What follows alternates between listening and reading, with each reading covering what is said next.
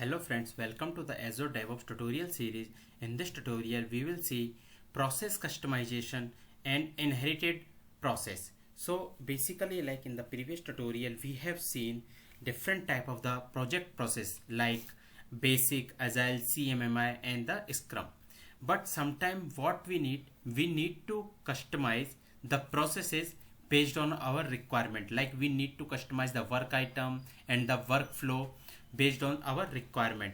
So for customizing the process and the workflow work item, the DevOps provide a facility called inherited process. So with the concept of the inherited process, we can customize the existing process with our requirement. So basically, like we have seen four type of the project like basic, agile, CMMI, Scrum, and we have seen respective workflow and the work item. But sometimes we need to like customize those things, and we can customize those existing process with using the inherited process. And we can say like Azure DevOps give us the facility to customize the process using the inherited process. And once we create any inherited process, it will be visible for new project which we are going to create newly. So suppose as of now, whenever we are going to create any new project, so it was giving us four process like basic, agile, CMMI and Scrum. But once we create this inherited process, we can see that newly process in like when we are going to create new project. So let's understand like how we create this inherited process and how we customize existing process into our requirement. So go to this organization. So you can see like here we have two types of the organization, and like in that organization, just go here at the down. We are looking for the organization setting. Here you are looking. So once you will click on the organization setting and you will scroll down, here you will see one tab called board, and under this board you can see one tab called process. So once you will click on the process, it will show us four type of the process, which is basic, agile, Scrum and CMMI. And respective to that, we are looking the description, like what all are these, and we are looking the count of the team project which we created for particular organization. So we have created all four processes as a one project. If we are create two project for the basic, then here it will show as a two.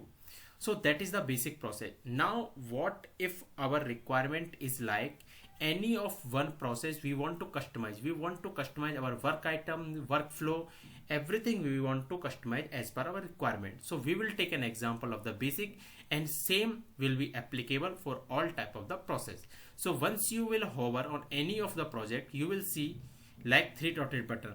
But before that, let's see like beside the process we are looking one tab called fields, and these fields is basically applicable for all type of the process which we are looking. And in this three dotted button, when you will expand, we can see we are not able to delete any type of the field from here because these fields are fixed for all type of the process.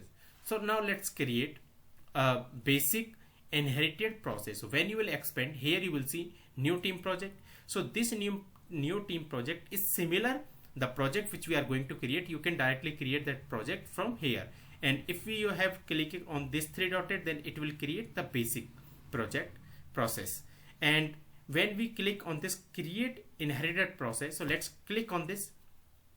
Once we click on this, one pop-up window will come. In that pop-up window, we will give our process name. What kind of the process name you want to give?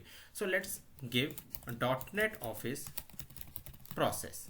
So I have given .NET Office process, and here you can give the description like .NET Office process customization of basic process. And based on that, like we can create the process. So once we click on this create process, we can see like under this basic, we are looking that new created process. And here in the three dotted button of this, you can see you can create a new team project from here directly. You can edit it. You can create copy of the process. So once we click on this create copy, similar to that, it will create another copy of that process.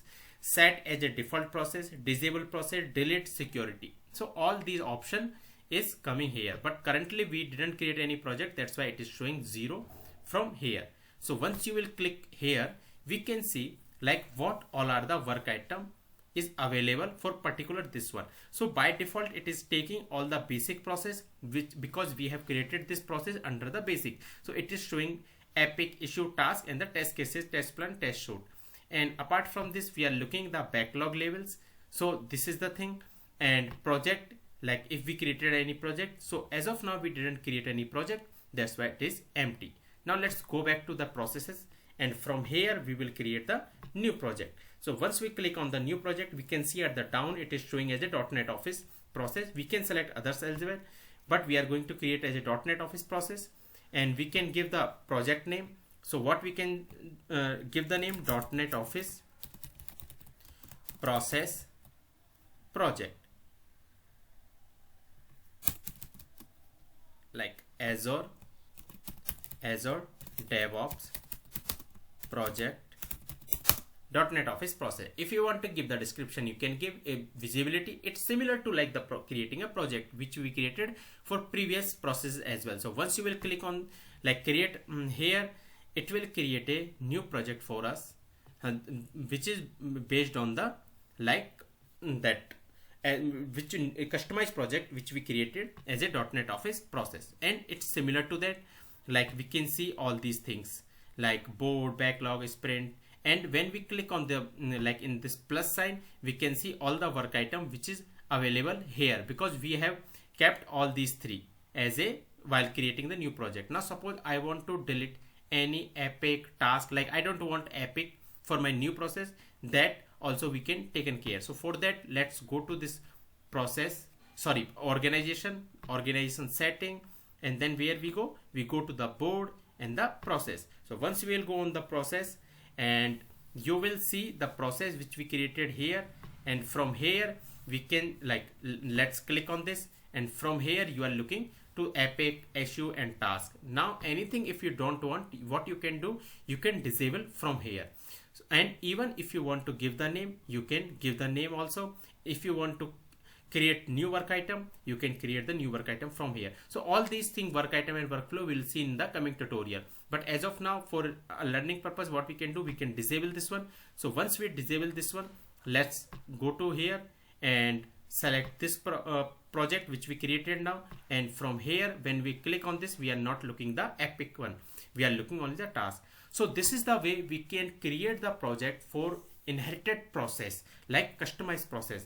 And even if you want to create the project, you can directly create project from here also. So once you will click from here, you give your project name, and in the advanced, as I explained, like for all the newly created project, it will show the new process which we have created. So it is showing here .NET Office process. So from here also directly you can create the project. So this is the way of creating a newly customized inherited process in our like organization which we want to create. So in that way you can do, and you can play around like how we do all these things. So that's it for this tutorial. In the coming tutorial we will see like how we create the work item, workflow, and how we play around all those work item and the workflow. So that's it for this tutorial. If you have any question and doubt, please comment. Thank you.